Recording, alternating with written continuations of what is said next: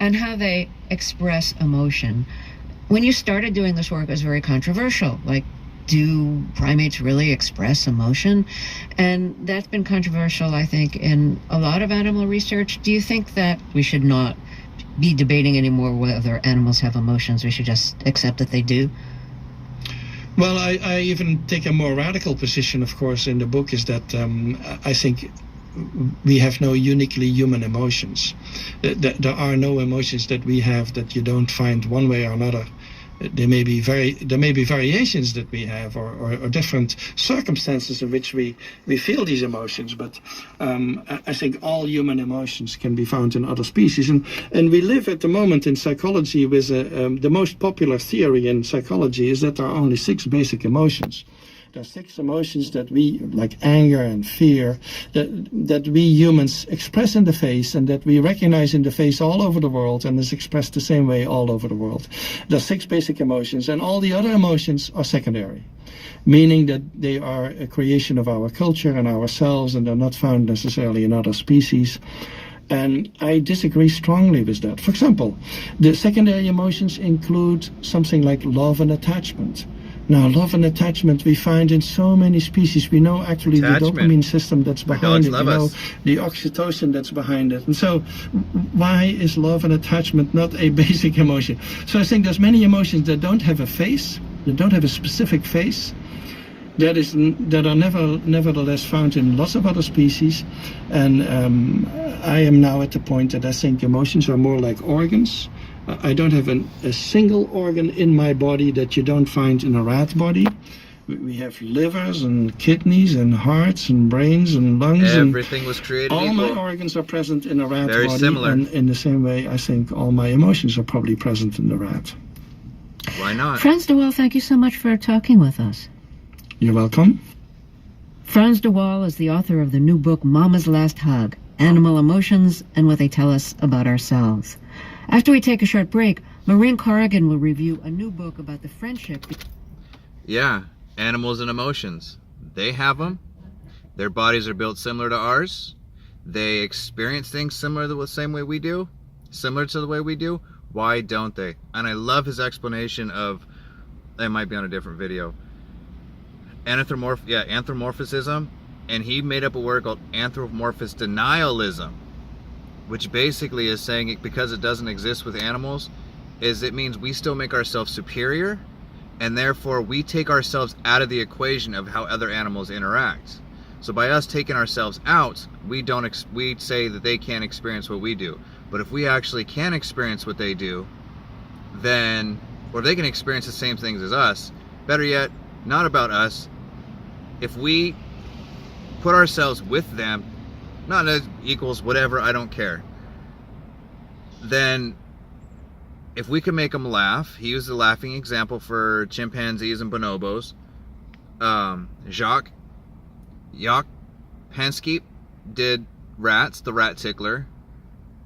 You can electrocute crawfish, and they will get into the nervous behaviors just like, and suppress their behaviors just like dogs do with shock collars. Oh, I'm so glad I listened to this. We should anthropomorphize. We should, because it helps us. Carl Sarfini, I'll probably say his last name wrong, it says the same thing.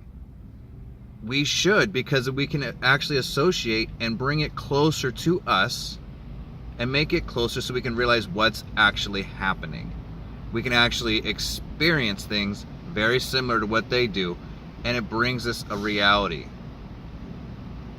Do we know for sure? No. But we need to cross that barrier to try and figure out more about dogs' emotions. Building relationships, feeling safe. I'm going to post a video that's basically all on the radio about alpha. I'm saying it now, alpha. Chimpanzees or gorillas, I don't remember what it was. I was just driving and recording, and I apologize for those. I'm parked now. But alpha in the chimpanzees, I know he works with chimpanzees and bonobos and those type of primates, is he talks about it being a leader, keeping everybody safe, not fighting, breaking up fights when it has to, helping the underdog after they have a fight, but he helps them reconcile. That's an important aspect of what happens with animals, is what happens after, when they reconcile. Those are things we need to look at with dogs. After they react, what happens? What does a dog do? They don't just want to leave. How do they try and interact with you? If you have a relationship and a trust and you're feeling safe, you find somebody you want to feel safe with. Dogs do the same thing. Rats do the same thing. Chimpanzees do the same things. Bonobos do the same things. Why wouldn't dogs? That's what I try and do with my stuff, is dogs, if they act out, oh, we set ourselves up for failure, we got to get out, and that's the end of it. We let them decompress for 3 days, that's the rules, let the cortisol stress levels leave. But that doesn't help a dog trust you. That doesn't help a dog have faith in you. You can have all the money in the bank, the treats and the positive reinforcement in the bank to make sure your dog doesn't want to act out, but what happens when they do? What happens when they feel scared, when they feel uncertain? Your dog's being good but is nervous about the dog walking by. Do you keep playing and keep getting it excited? No, because those emotions are still going on in the dog's brain. They may be still playing, but it doesn't mean they're happy. It means they're excited, but they could be having anxiety and uncertainty about the thing around them. So if we help them feel safe, they're going to understand that you are there to protect them, or whoever is walking there to protect them. Yeah, that's what I got to say on that. This is Scott with Second to No One Canine Life Coaching. I'm so glad I listened to that, and I can't remember the book now and the author, but he works in the United States now. They have chimpanzees with the biggest colony, with multiple males, multiple females, not just one alpha or dominant like we used to think. They're not dominant. They're alpha because there's a top one, there's a leader. So this is going to be a controversial post, but if they have a leader that takes care of everybody. That's what alpha actually means. It doesn't mean dominant. It doesn't mean making sure everybody else, or make everybody else stressed out. He didn't even mention submissive once. He only said alpha because she asked. So he's not even thinking about it as alpha because it's the whole dominant thing. But he talks about fairness, equality, unequality, anthropomorphism, anthropomorphous denialism, and just things that we should be able to do with all animals, including ourselves, to actually be part of the animal world. We are animals, we are mammals, we are primates. Yeah, that's, I'm good. This is Scott with Second to No One Canine Life Coaching. Random, messed up hair, dirty hands from walking dogs. I still gotta get more. And say hi, Blue, and Belle. Trying to give you guys some sort of view. Thank you. Have a great day.